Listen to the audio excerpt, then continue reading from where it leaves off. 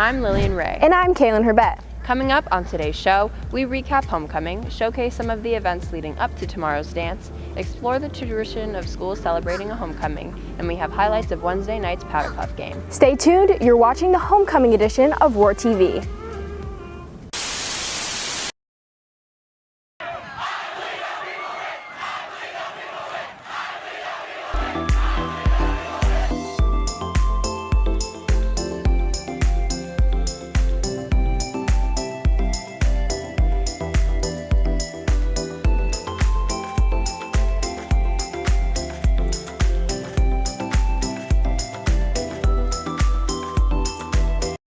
Hey Oviedo, it's Friday, October 28th, 2022, and the final day of our cruise-themed homecoming week. You're going to see most of our personnel on today's show decked out in spirit wear. It's been a week of non-stop happenings from the talent show to Powder Puff to yesterday's parade. But nothing has been completely normal about these last few years, and this year's homecoming is no exception. It was a tumultuous time about a month ago when homecoming was originally scheduled. For more on what led up to that point, let's go to the news desk with reporter Caroline Krivenos. Thanks, guys. Hurricane Ian, which strengthened to a Category 4 system prior to making landfall around Fort Myers, made its way through the Central Florida area on September 28th and 29th. Students at Oviedo probably remember that the same week was originally our scheduled week for homecoming activities. Students were in attendance Monday, September 26th and Tuesday, September 27th, but all events after school that Tuesday were canceled, as were the next 3 school days. School didn't start back until the following Monday, which forced all of the homecoming activities to be postponed.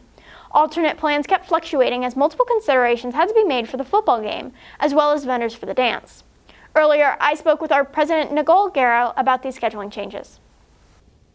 I'm here with Student Government President Nicole Guerrero. Nicole, at the end of September with homecoming, how did SGA deal with the uncertainty around the big storm coming? So we didn't want to have to cancel the dance until we knew that the storm was going to hit us and that school was canceled. And of course, once we knew that, our backup plan and the easiest fix we thought would be to move it to the next week. And then, of course, seeing all of the damages and students that were trapped in their homes due to flooding and had power outages, we didn't feel that it was fair to keep it on that Friday, and that's how we ended up at our new date. And what challenges did this give SGA regarding the new date?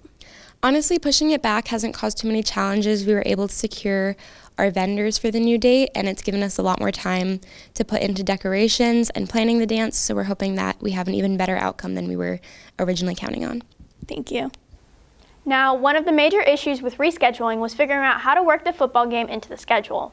Normally, that game would be held tonight, but the only date that worked for both Oviedo and East River was last week, Monday, October 17th. The Lions picked up a win, 57-10. Tomorrow night's dance starts at 7 p.m. Remember to arrive early as there will be security wanding. Now, let's head back to our anchors. The celebration of a homecoming is nothing new, and it's quite common at high schools all around the nation, including all the schools here in Seminole County. Now, while it provides a good bit of fun, some of you may be wondering why schools even have a homecoming week. What's the purpose behind it? Fortunately, reporter Carmen Longhurst is here with a dive into this tradition and what it's all about. High schools and colleges around the nation usually designate a week in fall as their homecoming. In most cases, it centers around a home football game along with other festivities such as a parade, a dance, and a vote for homecoming king and queen. But what is the purpose behind these festivities and how did it all start? Historically, homecoming is when high schools and colleges welcome back their alumni. The purpose of a homecoming is for the school to reconnect with those who have graduated and give them an opportunity to visit their old stomping grounds. It also brings out the local community to support the school. The tradition dates back to the early 20th century. The NCAA officially recognizes the University of Missouri's 1911 home football game against the University of Kansas as the nation's first homecoming, made complete with the parade and spirit rally. But other universities like Baylor and Illinois did hold similar coming home events in the years prior. And although it didn't involve a football game, Southwestern University in Texas held their first homecoming on record in 1909 with a barbecue supper served by the senior class. With Oviedo celebrating its centennial, this year more than most is a unique opportunity to reflect on the experiences of those who came before us. When I first moved here when I was 5, we had, I think, 1 traffic light in town. We had 1 grocery store for a long time, so it's grown quite a bit. We had an ag department when I was here.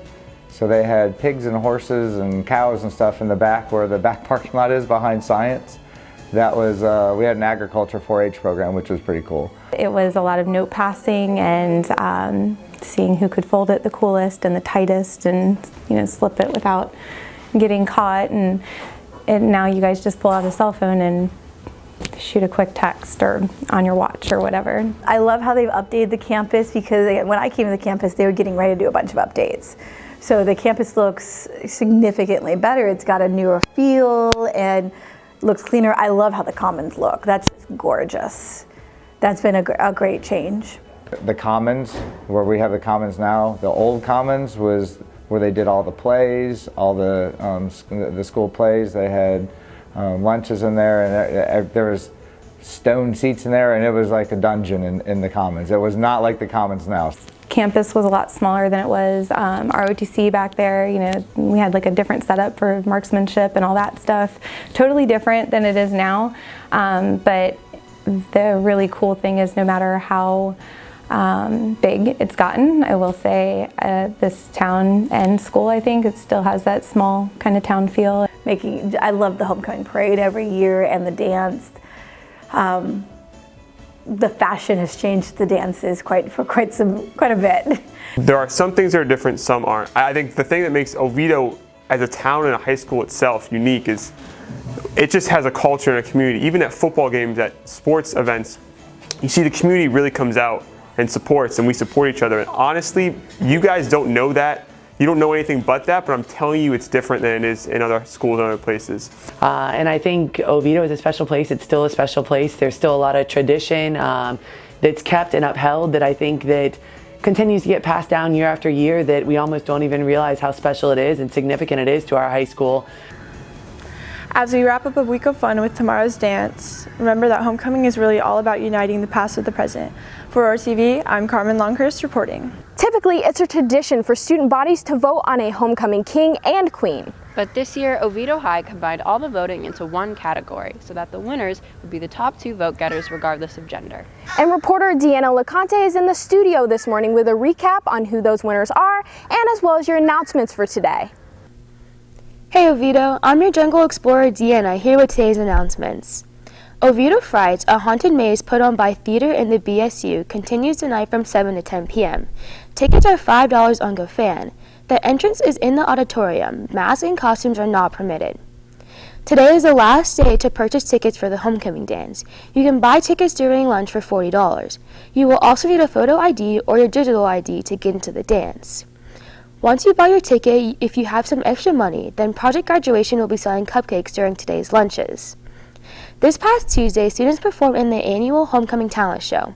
We want to congratulate Tristan Macy for winning the show for his performance, You've Got a Friend in Me. You've got a friend in me. When the road looks rough ahead and you're miles and miles from your nice warm bed. And finally, since the homecoming football game took place last week, this year we're in a unique position of already knowing our homecoming royalty. And this year we have 2 queens, Anaris Parker and our own multimedia producer, Carmen Longhurst. Check out this memorable reaction shot courtesy of the yearbook staff. Those are your announcements for today. Let's head back to our anchors. Finally, there's been a lot happening with fall sports recently, as many have been competing for the district championships. Reporter Vincent Busham has your O-Town sports report, including those highlights from the annual Powder Puff game.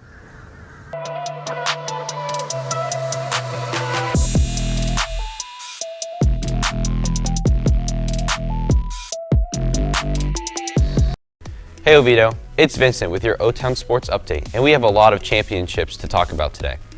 Girls volleyball took on their district championship season to the regional quarterfinals on Wednesday and swept Lyman. They'll now travel to Horizon High for the regional semifinal on Saturday. Boys and girls bowling wrapped up their seasons in the district tournaments. The girls finished 6th and the boys finished 4th. And before we get to boys football team, let's talk about the game everyone really cares about this week, the annual Powder Puff game between the juniors and senior girls, held on Wednesday night, and we are here for the highlights. Early into the game, the seniors got off to a 7-0 lead with a rush by Madison Terrell, followed by 2 long rushing touchdowns by Michaela Williams and Lindsay Wood to put the seniors up by 3 touchdowns. The juniors struggled offensively, failing to put any points on the board in the first half.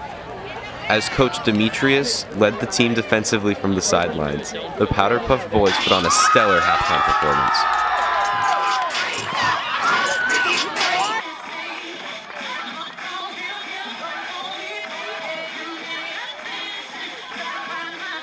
The halftime show must have given the juniors the inspiration they needed as they scored their first and only points after halftime.